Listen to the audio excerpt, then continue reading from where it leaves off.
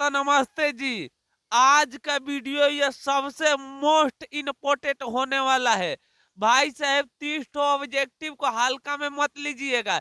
इसमें से अधिकांश पेपर में 2026 के सवाल आने वाला है। इसी तरह मैं हर विषय का ऑब्जेक्टिव लाया हूँ। गणित का, सामाजिक विज्ञान का, हिंदी का, मैं विषय का ऑब्जेक्टिव लाने वाला हूँ। उससे पहले अभी तक चैनल पर नए हैं तो अवश्य चैनल सब्सक्राइब कर रहे।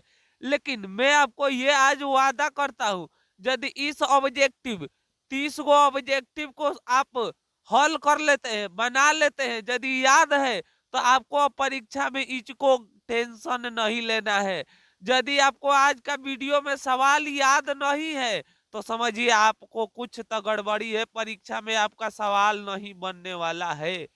इस कहिएगा, ये बताइए कितना इस 30 ऑब्जेक्टिव से पूछेगा तो 10 से 12 नंबर आज पक्का हो जाएगा इस वीडियो से। ठीक है, तो आइए ज्यादा बे टाइम बोलते हुए हम करते हैं वीडियो को स्टार्ट। उससे पहले चैनल पर नए हैं तो अवश्य चैनल सब्सक्राइब करें और कमेंट में हमें बताइएगा 30 में आपका कितना मार्क्स आया। भाई साहब आज का पूरा वीडियो अंत तक देख कर जाइएगा। अच्छा लगेगा तो अपने दोस्तों के पास अवश्य शेयर करिएगा। आधा अधूरा वीडियो नहीं देखना है, आज पूरा अंत तक देखना है। तो आइए बढ़ते हैं पहिल का क्वेश्चन की ओर। पहिल के क्वेश्चन मोस्ट इम्पोर्टेंट VVI प्रथम पाली न तो द्वितीय पाली में 2026 के पेपर में से अवश्य एगो दोनों पाली में से एक क्वेश्चन में रहेगा। प्रकाश के अपवर्तन के कितने नियम है? तो याद रखिएगा बाबू, कितने नियम है? 2 नियम है। ये सवाल 2026 के लिए मोस्ट इम्पोर्टेंट होने वाला है। विरल माध्यम से संघन माध्यम में जाती हुई मुड़ जाती है किरण। किरण छूट गया है इस क्वेश्चन में। संघन माध्यम से विरल माध्यम में, संघन माध्यम में जाती हुई किरण किस ओर मुड़ जाती है?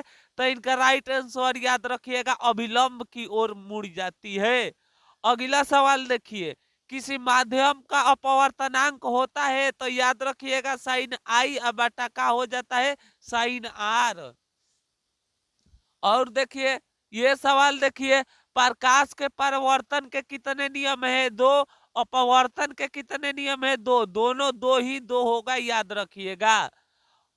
अवतल लेंस का आवर्धन m बराबर होता है तो आप जानते हैं m बराबर होता है v बाटा में u। का होता है बबुआ?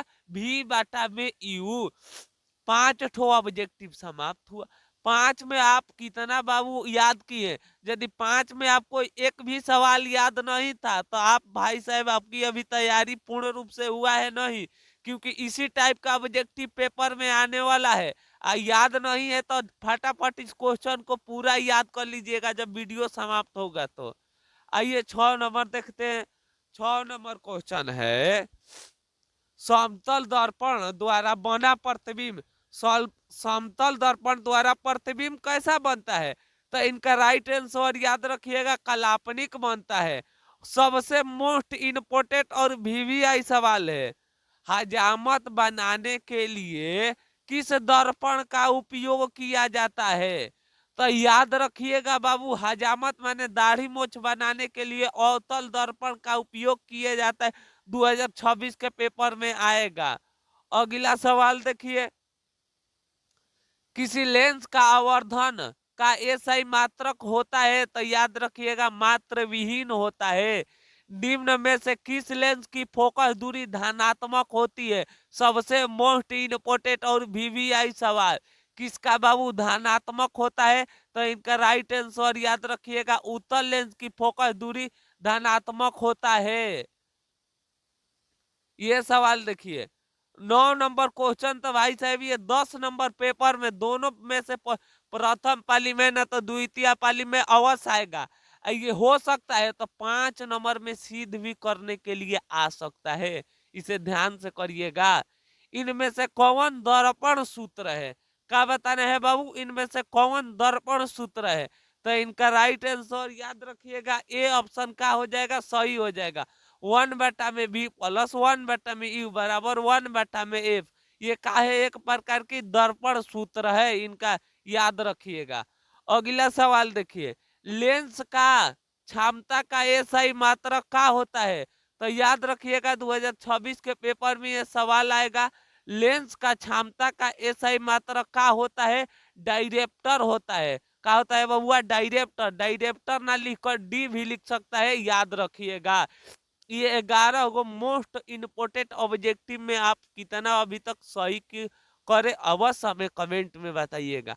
आज का पूरा वीडियो अंत तक देखिए। ये और कितना हम लोग के पास 19 ठो ऑब्जेक्टिव है। और जो जो याद नहीं हो रहा है हो उसे को कॉपी पर लिख लीजिएगा और याद कर लीजिएगा। ठीक है, तो आइए हम बढ़ते हैं 12 नंबर क्वेश्चन की ओर। देखिए 12 नंबर क्वेश्चन है, निम्नलिखित में से किस लेंस को अभिसारी लेंस कहा जाता है? इनमें से कौन ऐसा लेंस है जो अभिसारी लेंस है? तो याद रखिएगा उत्तल लेंस को अभिसारी लेंस कहते हैं। अगला सवाल देखिए, दर्पण के सामने किसी भी दूरी पर स्थित वस्तु का प्रतिबिंब सीधा प्रतीत होता है तो वह दर्पण कौन है? इस क्वेश्चन को 2026 के लिए नोट कर लीजिएगा। तो इनका राइट आंसर बाबू याद रखिएगा, वो कौन दर्पण है? हो जाएगा केवल समतल और केवल उत्तल, अवतल नहीं होगा। इनका ध्यान रखिएगा इस क्वेश्चन को। अगला सवाल देखिए, एक गोलीय दर्पण की फोकस दूरी 20 सेंटीमीटर है तो यह गोलीय दर्पण है। इनका क्या है भाई साहब? प्लस में है। गोलीय दर्पण कौन सी में है? प्लस में है। वो का में 20 सेंटीमीटर है तो ये कौन सा दर्पण हो जाएगा? तो इनका राइट आंसर याद रखिएगा, इनमें से कोई दर्पण नहीं होगा। इनका राइट आंसर होगा ना अवतल होगा ना उत्तल होगा। अगला सवाल देखिए, अवतल दर्पण की फोकस दूरी होती है तो याद रखिएगा बाबू अवतल दर्पण की फोकस दूरी ऋणात्मक होती है। अगला, प्रकाश संश्लेषण होता है, आखिर प्रकाश कब निकलता है? तो आप कहिएगा प्रकाश भाई साहब दिन में निकलता है, इसीलिए हो जाएगा प्रकाश संश्लेषण दिन में होता है। क्लोरोफिल वर्णम का रंग कैसा होता है? सबसे इम्पोर्टेंट और वीवीआई सवाल। तो इनका राइट आंसर याद रखिएगा, क्लोरोफिल वर्णम का रंग कैसा होता है? तो इनका राइट आंसर याद रखिएगा, हरा होता है। कवक में पोषण कौन सी विधि है? कवक में कौन सी पोषण की विधि पाया जाता है? तो इनका राइट आंसर बाबू याद रखिएगा, 2026 के पेपर के लिए इम्पोर्टेंट है मृत्युजीवी। कवक में कौन पोषण पाया जाता है? तो याद रखिएगा मृत्युजीवी। 2026 के लिए मोस्ट इम्पोर्टेंट और वीवीआई सवाल है। मनुष्य में वीक संबंधित है। मनुष्य के जो शरीर में वीक माने किडनी का क्या काम है? तो आप कहिएगा उत्सर्जित करना। कौन चीज के? खराब पानी को बाहर निकालना, मल मूत्र को निकालना, ये हमारे शरीर से कचरा को उत्सर्जित करना वीक का काम है।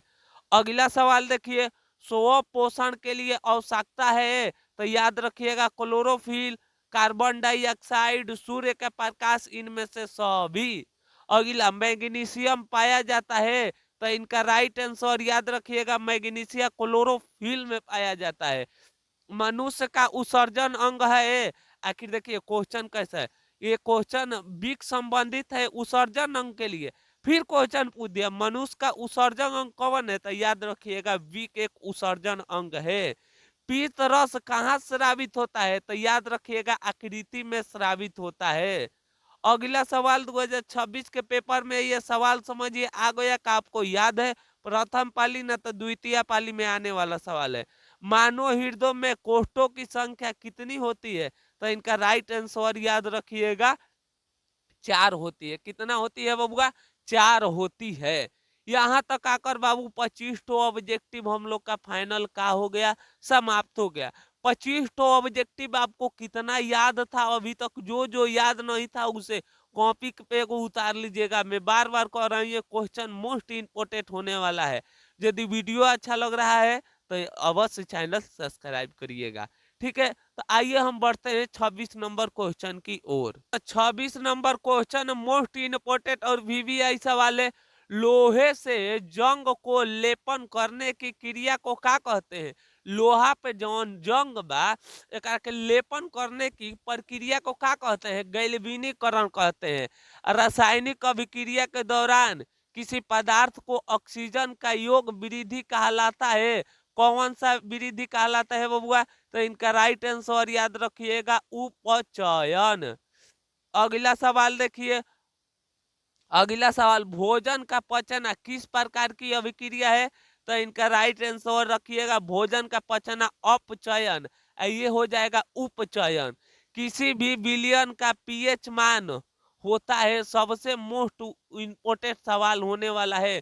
उदासीन विलयन का पीएच मान होता है, आखिर कितना होता है? तो इनका राइट आंसर याद रखिएगा, 7 से कम होता है। अगला सवाल, दोनों पेपर में से अवश्य एगो पेपर में पूछेगा, प्रथम ना तो द्वितीय पाली में यह सवाल रहेगा, निम्नलिखित में कौन लवण का सूत्र है? तो इनका राइट आंसर याद रखिएगा, K2SO4 का हो जाएगा, K2SO4, ये लवण का सूत्र है। फाइनली यहाँ पर आकर बाबू हम लोग का 30 ऑब्जेक्टिव का हो गया, समाप्त हो गया। अब आप हमें कमेंट में बताइएगा आपका 30 में कितना मार्क्स आया, और जो जो याद नहीं था वो क्वेश्चन क्या करिएगा, याद कर लीजिएगा। इतनी वीडियो देख लिए, आपके लिए धन्यवाद। अब मिलेंगे एक और नई वीडियो के साथ, तब तक ले हंसते रहिए, मुस्कुराते रहिए। जय हिंद दोस्तों, वंदे मातरम।